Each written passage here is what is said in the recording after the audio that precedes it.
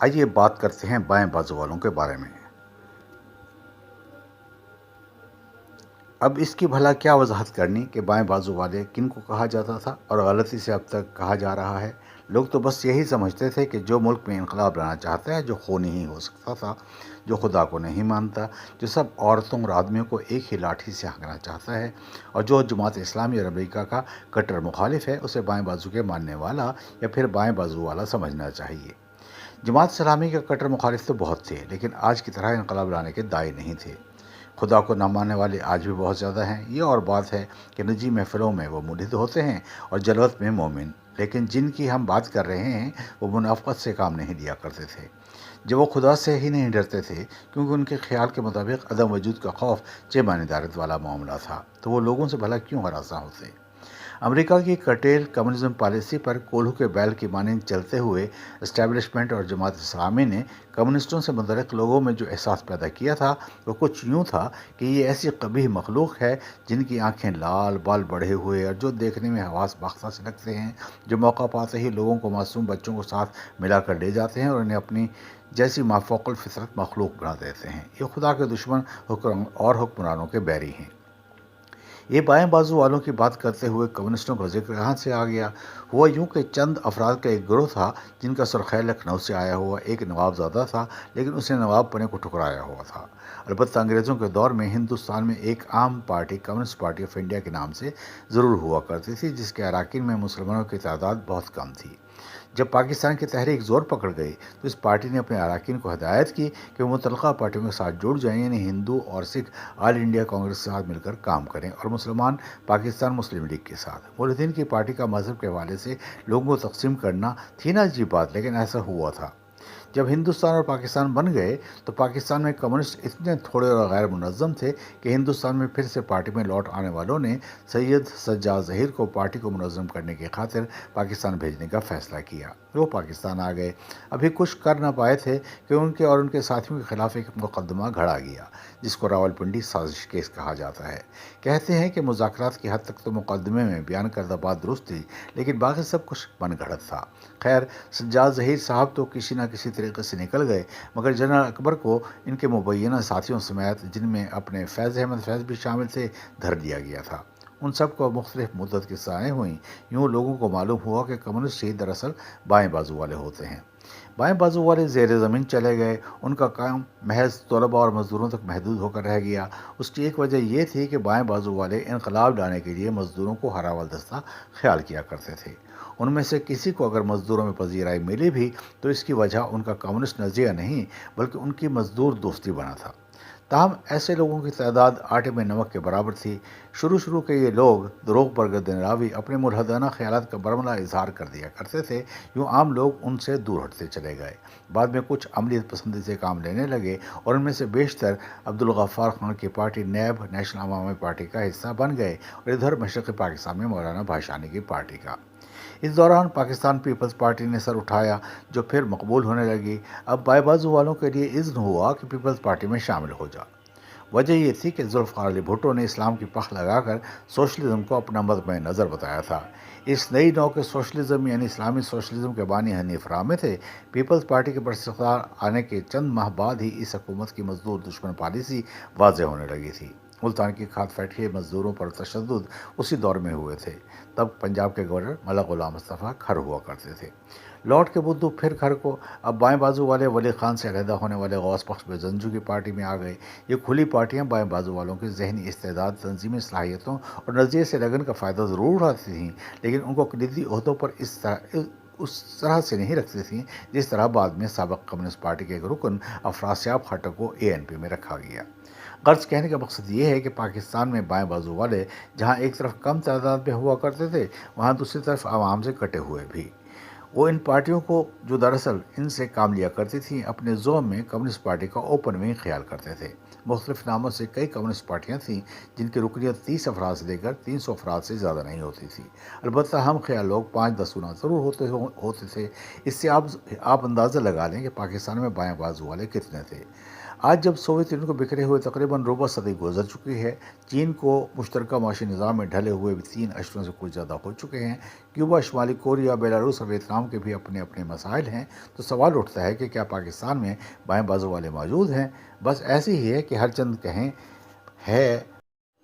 بائیں بازو کے بارے میں مزید ہمارا گزشتہ آڈیو کالم بائیں بازو والوں کے بارے میں ایک مختصر جائزہ تھا، جس پر صحافی اور تجزیہ نگار دوست ندیم سعید نے اپنی رائے کا اظہار یوں کیا: پاکستان میں بائیں بازو والے کم ہیں، لیکن بائیں بازو کی پارٹیاں کہیں زیادہ، مگر اب بائیں بازو کے معنی وسیع تر ہو چکے ہیں۔ اب ان میں وہ سب شامل کیے جاتے ہیں جو انسانی حقوق، آزادی اظہار، سیکولر اقدار اور سماجی انصاف پر یقین رکھتے ہیں۔ ندیم سعید کی یہ بات اگر آدھا سچ نہیں تو پورا سچ اس لیے نہیں ہے کہ درست ہے کہ تکنیکی طور پر ہر وہ شخص اور گروہ جو اسٹیٹس کو کے خلاف ہوتا ہے اور جو مقتدر حلقوں کی حدود کو توڑنے یا بڑھانے کا خواہش مند ہوتا ہے، اسے آج نہیں بلکہ ہمیشہ سے بائیں بازو کا خیال کیا جاتا ہے۔ دستیراز تو وہی ہوتے تھے اور ہوتے ہیں جو مقتدر شخصیات اور مقتدر نظام کو مضبوط کرنے میں معاون ہوں، مگر اس اصطلاح یا وصف کا سیاسی پہلو صرف متبادل سیاسی و معاشی نظام کا حامی ہونا اور اسے رائج کرنے کی خاطر کسی منظم تنظیم کے ساتھ وابستہ ہو کر جد و جہد کرنا نہیں، بلکہ ایک مخصوص سیاسی و معاشی نظام کو رواج دینے کی خاطر منظم تحریک میں شامل ہونا ہوتا ہے۔ اور سب جانتے ہیں کہ وہ نظام سوشلسٹ نظام ہے، نظری طور پر جس کے معراج کمیونزم یعنی اشتراکیت پر منتج تصور کی جاتی ہے۔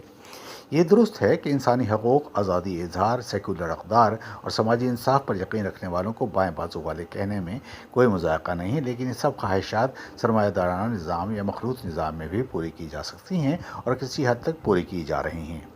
بات چونکہ یقین رکھنے کی ہو رہی ہے، چنانچہ یہ کہنا غلط نہیں ہوگا کہ کسی بھی معاملے سے متعلق یقین رکھنا عقیدہ پرستی کے ضمن میں آتا ہے، کیونکہ سائنسی طور پر ہر چیز معروض سے جڑی ہوئی اور متغیر ہوتی ہے۔ بائیں بازو کا یہ عالمیہ کل بھی تھا اور آج بھی ہے کہ انہوں نے مارکسیت کو ایک مذہب کے طور پر اپنایا ہوا ہے۔ بالعموم کسی کٹر مذہبی شخص کی طرح مارکس اور لینن کے اقوال کے حوالے دینا کہ جیسے وہی آخری سچ ہو، سائنسی طور پر سوچنے والے غیر مارکسی شخص کو چبھنا کوئی اچنبھا نہیں۔ بائیں بازو کے ایک موقر رہنما ڈاکٹر اعزاز نذیر ہوا کرتے تھے۔ ان کے فرزند حسن ناصر سید، جو آج خود بھی بائیں بازو کے ایک دھڑے کے رہنما ہیں، لکھتے ہیں: کل تک جب آپ لوگ بائیں بازو سے تعلق رکھتے تھے تو بائیں بازو عملاً موجود تھا، آپ لوگوں کی تعظیم بھی تھی۔ اس زمانے میں بھی بائیں بازو کی متنوع پارٹیاں ہوا کرتی تھیں، مگر جب آپ لوگ منظر سے غائب ہوئے، وجوہات کچھ بھی ہو سکتی ہیں، تو بائیں بازو ہی غائب ہو گیا، چنانچہ بات کو آگے بڑھائیے۔ اس کے برعکس فہد رضوان نام کے ایک نوجوان حسن ناصر سید سے اختلاف کرتے ہیں۔ انہوں نے لکھا: انکل، آپ شاید بوڑھے ہو گئے ہیں، اس لیے عوام میں نہیں جاتے۔ عوام میں آج بھی بہت سی کمیونسٹ کام کر رہے ہیں۔ ساتھ ہی انہوں نے کچی آبادی اسلام آباد میں عوامی ورکرز پارٹی کے جلسے کی 64 تصاویر بھی تصدیق کے لیے بھیج دی ہیں۔ مجھے فہد کی بات کا جواب اس لیے دینے کی ضرورت نہیں کہ چھوٹی پارٹیاں فوری اور تند مسائل کے حوالے سے ایسی سرگرمیاں کیا ہی کرتی ہیں۔ جو لوگ متاثر ہوتے ہیں وہ اس طرح کے جلسوں کا حصہ بھی بن جاتے ہیں۔ کچی آبادی والوں کے لیے اگر حافظ سعید کی پارٹی بھی جلسہ کرتی، تب بھی یہ سارے لوگ اور حافظ صاحب کے کارکن مل کر اس جلسے کو اور بڑا کر دیتے۔ بہرحال میرا مطلب ہرگز یہ نہیں ہے کہ ایسی سرگرمیاں نہیں کی جانی چاہیے، البتہ ساتھ ساتھ لوگوں کو یہ بھی سمجھنا چاہیے کہ بائیں بازو کیا ہوتا ہے۔ فہد بیٹے کو ایک ہدایت کر دوں کہ وہ لوگوں کے سامنے خود کو کمیونسٹ نہ کہیں، نتائج کی ذمہ داری کوئی نہیں لے گا۔ مجھے دراصل حسن ناصر کی بات ماننی ہے کہ بات کو آگے بڑھاؤں۔ جبکہ بات حسن ناصر کر رہے ہیں وہ دراصل پاکستان پیپلز پارٹی کے ابھار کے زمانے کی بات ہے، جس دوران پارٹیوں نے یا ہر پارٹی نے، سمجھنے والے سمجھتے ہیں کہ پارٹی سے مراد کمیونسٹ پارٹی ہے، اور ایسی پارٹیاں کئی تھیں، نام ان کے مختلف تھے، اور ندیم سعید کی اطلاع کے مطابق شاید اب بھی ہیں۔ ان کے ہی ایک ادغام کو پاکستان ورکرز پارٹی بھی کہا جاتا ہے۔ اپنے اپنے کارکنوں کو پیپلز پارٹی کے ساتھ مل کر کام کرنے کی ہدایت کر دی تھی۔ یاد رہے، ایک دو پارٹیوں نے یہ ہدایت جاری نہیں کی تھی۔ اس عوامی دھارے میں شامل ہونے کے سبب ہی بائیں بازو والے اپنی جگہ لوگوں میں بنا سکے تھے، خاص طور پر مزدوروں، کسانوں اور طالب علموں میں۔ مختلف ناموں، مثلاً ٹریڈ یونین کے انتخابات میں حصہ لینے والی مختلف نام کی تنظیموں، کسان کمیٹیوں اور D S F, N S F اور این ایس او جیسے ناموں کے ساتھ لوگ بائیں بازو سے وابستہ لوگوں کی تعظیم بھی اس لیے کرتے تھے کہ جو کچھ وہ کہتے تھے ان کی زندگیاں اور وسائل بھی ان کی کہی ان باتوں کے ساتھ ہم آہنگ ہوا کرتے تھے۔ بھٹو اور بعد کے ادوار میں اگرچہ اپنی اپنی پارٹیاں تھیں، لیکن ان کا جھگڑا مذہبی مسائل کی مانند تند نہ تھا۔ تشدد پرستی کا عنصر تو ان زمانوں میں مذہبی مسائل کے جھگڑوں میں بھی ظاہر نہیں ہوا تھا۔ بعض معاملات پر احتجاجات کے سلسلے میں یہ دھڑے اگر سارے نہیں تو کئی تعاون بھی کرتے تھے۔ امام علی نازش کے تحت کمیونسٹ پارٹی میں بڑی تقسیم تب ہوئی جب روس میں تعمیر نو کے تناظر میں ایک حلقے نے اس کا ساتھ دینے اور تنظیم میں حیاتی تبدیلی لانے کا اعادہ کیا، جبکہ دوسرے دھڑے نے، جو ٹریڈ یونین کے ساتھ وابستہ ہونے کی وجہ سے اکثریت میں تھا، پرانی دھر پر چلنے کی ٹھانی ہوئی تھی۔ متصفانہ میں بھی باوجود اختلاف ہونے کے وزاداری کے سبب اسی دھڑے میں شامل رہا تھا، کیونکہ میرا تعلق مزدوروں کے ساتھ تھا، جس پر امتیاز عالم نے میرے بارے میں کہا تھا کہ اندھوں میں کانا راجہ بننے کا شوق ہے۔ روس نواز کامریڈوں کا کعبہ رفتہ رفتہ ڈھہ رہا تھا، چنانچہ وہ بدل ہوتے چلے گئے۔ جو زیادہ دانشور تھے انہوں نے این جی اوز کی راہ لی، عام لوگوں نے یا تو کاروبار کر لی یا پھر اس قدر بدل ہو گئے کہ کسی طرف کے نہ رہے۔ سوویت یونین ٹوٹنے کے بعد تو ان لوگوں کا آپس کا کامریڈشپ کا رشتہ بھی ختم ہونے لگا تھا۔ قومی صنعت میں شامل صنعتوں کے نجی ہاتھوں میں چلے جانے کے بعد صنعتی اہلکاروں کو گولڈن ہینڈ شیک ملا، جس کے سبب یکلخت ان کی کلاس تبدیل ہو گئی۔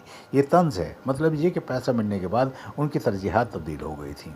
چین نواز ویسے ہی کام کرتے رہے جیسے کرتے تھے، ان کی اکثریت یورپی ملکوں میں منتقل ہو گئی تھی اور ان کے روابط آج بھی دوستانہ اور کامریڈشپ والے ہیں۔ صرف ٹراٹسکی کو ماننے والے فعال رہے اور فعال ہیں۔ میرا چونکہ اس مسئلے سے کبھی اتفاق نہیں ہوا، اس لیے میں ان کے بارے میں کچھ زیادہ نہیں جانتا اور نہ ہی میں نے ان کے بارے میں جاننے کی جستجو کی ہے۔ البتہ ان میں سے کچھ دوست ہیں، یہ بیشتر خوشحال ہیں اور تسلسل کے ساتھ اپنے مسلک پر گامزن ہیں۔ پاکستان میں اگر ورکرز پارٹی کی شکل میں کوئی اتحاد چل بھی رہا ہے تو بھی اس کی جڑیں عوام میں نہیں ہیں، کیونکہ وہ عوام کو بڑے پیمانے پر اس لیے نہیں جوڑ سکتے کہ ان کے پاس کوئی متاثر کن شخصیت نہیں۔ متاثر کن ہونے کے لیے ایک صرف بھڑکدار ہی نہیں بلکہ عوام سے ایک طویل تعلق ہونا ضروری ہے، چاہے وہ کرکٹ کے کھلاڑی کا ہی کیوں نہ ہو۔ افراسیاب آج کے افراسیاب نہ ہوتے اگر وہ اے این پی میں شامل نہ ہوتے۔ امتیاز عالم صاحب کا اول تو رویہ ہی عوامی نہیں ہو سکا تھا اور پھر وہ بالکل ہی اور سے چل دیے تھے، اگرچہ کہنے کو وہ آج بھی بائیں بازو کے ہی ہیں۔ جام ساقی بیمار اور بوڑھے تھے اور پھر ان کی انتقال ہو گیا۔ ڈاکٹر رشید صاحب جیسے پہلے لوگوں سے اجل تھے، آج بھی اجل، اب تک ایک خاص وقت تک اجل رہے اور پھر ان کا بھی انتقال ہو گیا۔ ہمارا اجتماعی رویہ یہ ہے کہ اگر پروفیسر جمال حقوی نے اپنے ذاتی تاثرات کتاب کی شکل میں پیش کر دیے تو ہم میں سے بیشتر بائیں بازو کے عقیدہ پرستوں نے ان کے اسی لیے لتے لیے جیسے ان سے کوئی ذاتی پرخاش ہو۔ آخر میں اپنا موقف یہ کہہ کر پیش کرتا ہوں کہ آج کا وہ کام جو آپ کو فی الواقعی بائیں بازو کا بناتا ہے وہ عالمگیریت مخالف تنظیم میں شامل ہو کر فعال ہونا ہے، لیکن تاسف یہ ہے کہ پاکستان میں ایسی کوئی تنظیم نہیں جو فی الواقعی خود کو اینٹی گلوبلسٹ کے طور پر پیش کر سکے۔ یہ مضمون 16 ستمبر 2015 کو لکھا گیا تھا۔